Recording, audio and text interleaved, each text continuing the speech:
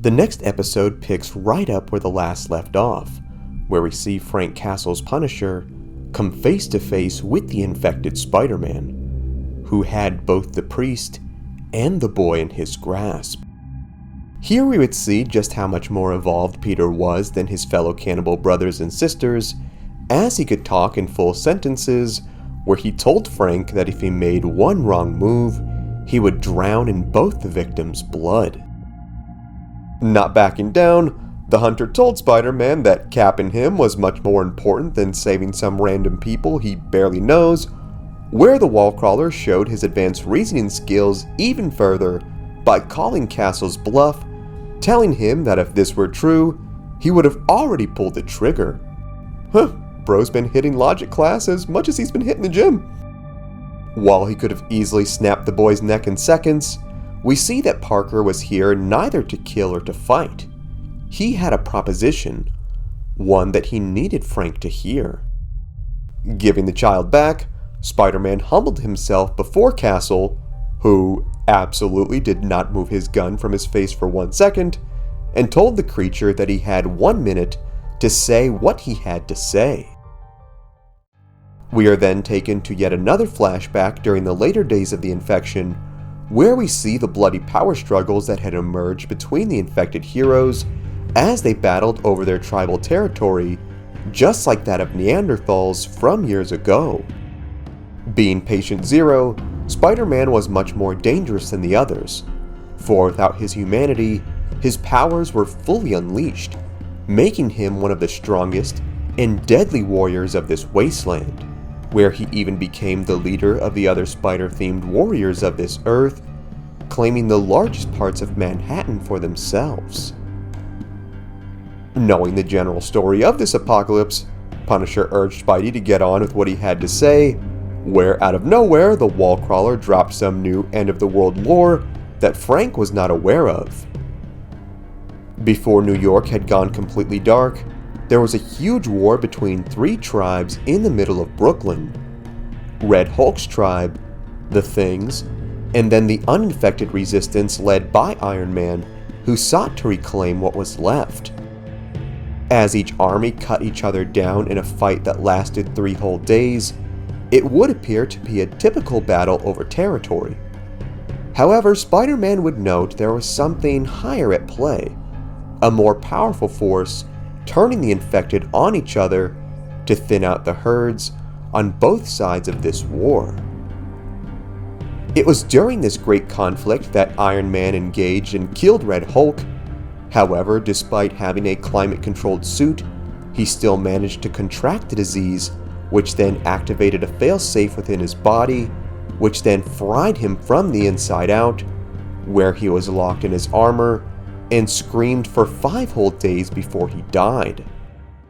Tony then remained frozen in place and made for a sick new statue for birds to poop on. This death is clearly Five Nights at Freddy's coded. Within a matter of months, this higher power, dubbed the King of Death, had managed to wipe out most of the other tribes, forcefully adding the survivors to his army and killing those who refused. His militia grew to the point where he had managed to kill a large amount of Spider-Man's tribe while he was out hunting, and to add insult to injury, he took something from Peter. He took his mate, which he held dear. With Frank asking just why he should care about the beefy cannibal's kidnapped cave babe, Spider-Man told him there were many more survivors, and he knew exactly where they were. Just then, Deadpool managed to escape his mock crucifixion torture table Frank had pinned him on, and once again asked not to shoot the messenger, where Frank, of course, shot and killed him again. Poor guy. Between him and Deadpool, the apocalypse is just not too kind to our boy. With 2D Ryan Reynolds a smoking husk on the ground, Castle went over the plan. Kill this King of Death, and then he would be able to save the uninfected.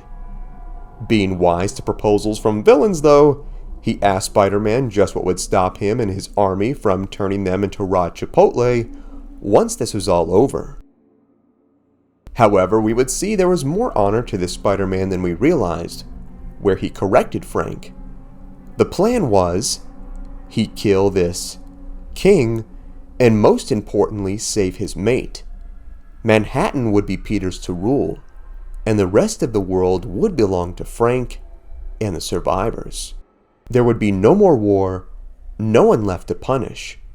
For once, there would be peace on this forsaken world.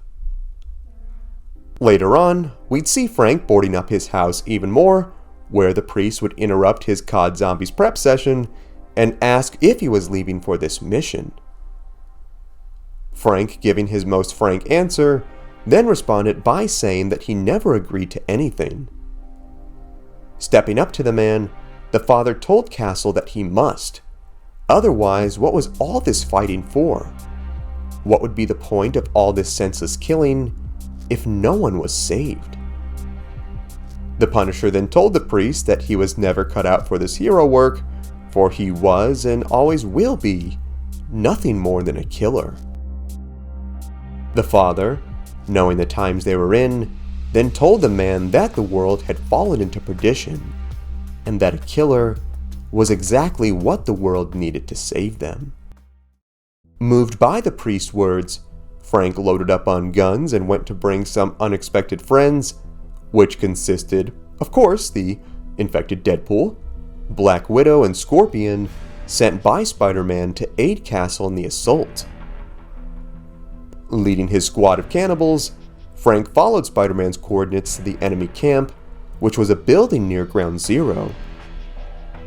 Coming across the hideout, we would see dozens of survivors, where, just as Spider-Man said, there would be a woman amongst them, the only redhead of the group, his mate, this world's Mary Jane.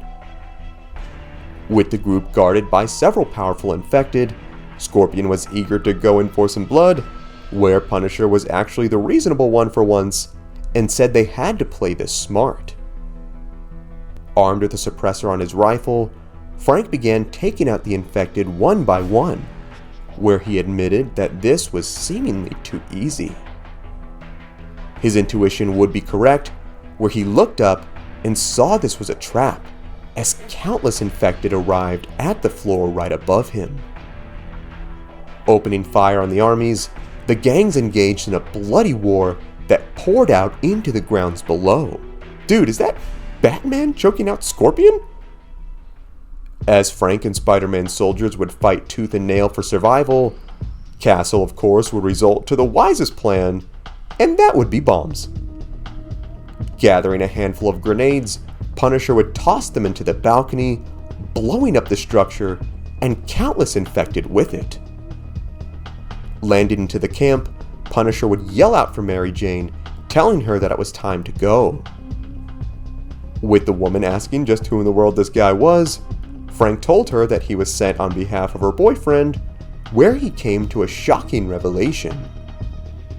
Not only was MJ too uninfected, but she was also pregnant with this Spider-Man's child.